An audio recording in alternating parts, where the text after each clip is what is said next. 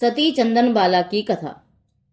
सिंधु देश की वैशाली नगरी में चेटक नाम का अतिशय प्रसिद्ध विनीत और जिनेन्द्र देव का अतिशय भक्त राजा रहता था। उसकी रानी का नाम सुभद्रा था।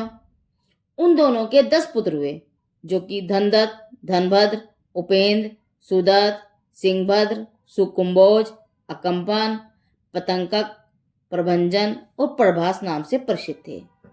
इन पुत्रों के सिवाय 7 रिद्धियों समान 7 पुत्रियां भी थी, जिनमें सबसे बड़ी प्रियकारिणी थी। उसके पश्चात मर्गावती, सुप्रभा, प्रभावती, चेलना, ज्येष्ठा और सबसे छोटी चंदना थी। उत्तम व्रत धारण करने वाली चंदना ने स्वयं यशस्वती अरिचिका के समीप जाकर सम्यक दर्शन और श्रावक के व्रत ग्रहण कर लिए। एक दिन वह चंदना अपने परिवार के लोगों के साथ अशोक नामक वन में कीड़ा कर रही थी। उसी समय दैव योग से विजय पर्वत की दक्षिण श्रेणी के स्वर्ण नाम का राजा मनोवेग, जो कि पूर्व का नागदत्त व शिवभूति था, वह विद्याधर अपनी मनोवेगा रानी के साथ विहार करता हुआ जहां चंदना कीड़ा कर रही थी वहां से आ निकला। कीड़ा करती हुई चंदना को देखकर पूर्व स्नेह के कारण काम से वशीभूत हो गया। पूर्व जन के बढ़ते हुए स्नेह से विवश होकर ही उसने चंदना का हरण करने का विचार किया। सो योग्य ही है, क्योंकि भारी स्नेह कुमार्ग में ही ले जाता है। विद्याधर स्वयं निकट भव्य है और यह इसी जन्म में दिगंबर मुद्रा धारण कर मोक्ष प्राप्त करेगा। फिर भी उसने चंदना के हरण का विचार किया। वह शीघ्र ही अपनी स्त्री को घर भेजकर रूपणी विद्या से अपना दूसरा रूप बनाकर सिंहासन पर बैठा। वह अशोक वन में आकर चंदना को लेने शीघ्र वापस चला आया। उधर मनोवेगा, जो कि पूर्व में इसी विद्याधर की बहन थी, उसकी माया को जान गई। उसने विद्या देवी को बाएं पैर की ठोकर देकर मार गिराया, जिससे वह अट्टहास करती हुई सिंहासन से उसी समय चली गई। तदंतर मनोवेगा रानी ने अवलोकनी नाम की विद्या से अपने पति की सब चेष्टा जानकर उसके पीछे दौड़ी और आधे मार्ग में चंदना सहित अपने पति को लौटते हुए देखकर बोली कि यदि अपना जीवन चाहते हो तो उसे छोड़ दो। इस प्रकार उसने उसे बहुत ही डांटा।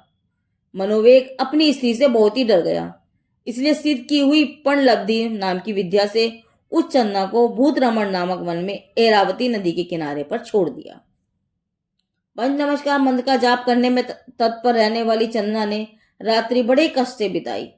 प्रातःकाल जब सूर्य का उदय हुआ, तब भाग्यवश कालक नामक एक भील वहां आ पहुंचा। चंदना ने उसे अपने बहुमूल्य आभूषण दिए और धर्म का उपदेश भी दिया, जिससे वह बहुत ही संतुष्ट हुआ।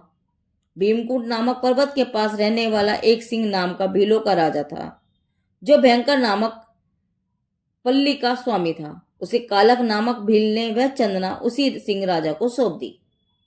सिंह पापी था, अतः चंदना को देखकर उसका हृदय कामाग्नि से मोहित हो गया। वह उसे अपने अधीन करने के लिए उद्गत हुआ। यह देखकर उसकी माता ने समझाया कि हे पुत्र, ऐसा मत कर, यह प्रत्यक्ष देवता है। यदि कुपित हो गई तो कितने ही संताप और दुख देने वाली होगी। इस प्रकार माता के कहने से डरकर स्वयं दुष्ट होने पर भी उसने चंदना को छोड़ दिया। चंदना ने उस भील की माता के साथ निश्चित होकर कुछ काल वहीं पर व्यतीत किया। वहां भील की माता उसका अच्छी तरह भरण पोषण करती थी।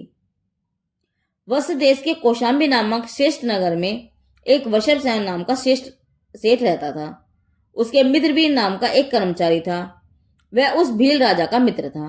भीलों के राजा ने वह चंदना उस मित्रवीर के लिए दे दी और मित्रवीर ने भी बहुत भारी धन के साथ हृदयपूर्वक वह चंदना अपने सेठ के लिए सौंप दी।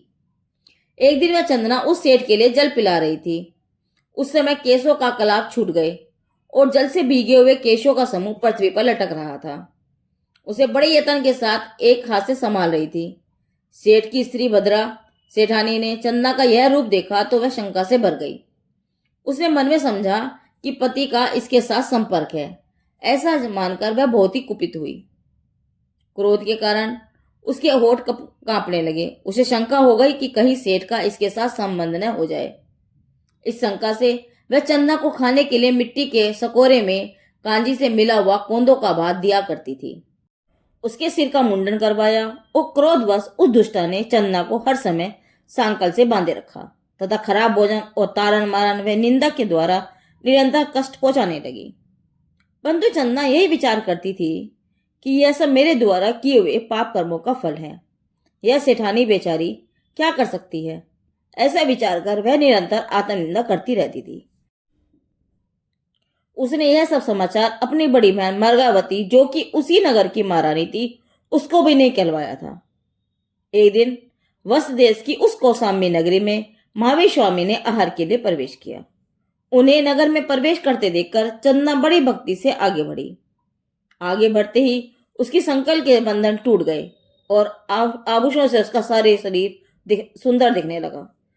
चंचल भ्रमर समूह के समान काले उसके बड़े बड़े केश चंचल हो उठे और उनसे मोतियों की माला टूटकर नीचे गिरने लगी। उसके वस्त्र आभूषण सुंदर हो गए। वह नव प्रकार के पुण्य की स्वामिनी बन गई। भक्ति भाव के भार से अंतर में झुक गई।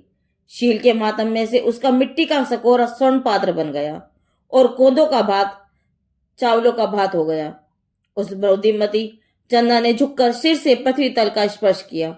मुनिराज महावीर को नमस्कार किया और विधि पूर्वक पढ़ाकर उन्हें भोजन कराया। इस आहार दान के प्रभाव से वह प्रभावशाली चंदना बहुत ही संतुष्ट हुई। देवों ने उसका सम्मान किया। रतन धारा की वृष्टि होने लगी। सुगंधित फूल बरसाए गए। देव दुदंबियों के शब्द हुए और दान स्तुति की घोषणा होने लगी। ठीक ही है, क्योंकि उत्कृष्ट पुण्य के भारी फल तत्काल ही फलते हैं। इस प्रकार वहां पंच आश्चर्य हुए। चंदा की बड़ी बहन मर्गावती यह समाचार जानकर उसी समय अपने पुत्र उद्यन के साथ उसके समीप आई और स्नेह से उसका आलिंगन कर पिछला समाचार पूछने लगी। सब पिछला समाचार सुनकर बहुत ही व्याकुल हुई। रानी मर्गावती उसे अपने घर ले आई। यह देख भद्रा सेठानी और वृषभ सेन सेठ बहुत गड़बड़ाए और मर्गावती के चरणों की शरण में आए।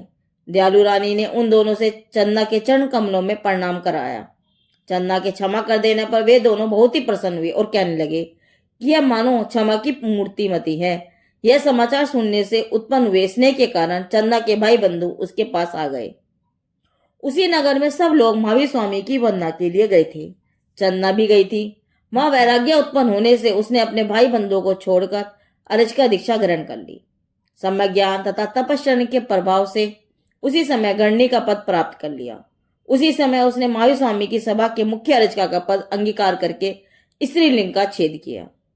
यह चंदना अच्युत सर गई और वहां से वापस आकर शुभ कर्म के उदय से पुष्पवेद को पाकर अवश्य ही परमात्म पद मोक्ष पद प्राप्त करेंगे। भावी परमात्मा व माता सती चंदना को कोटि कोटि वंदन। सती चंदन माला की कथा पूरी हुई। जैनदेव की वाणी आगम वाणी।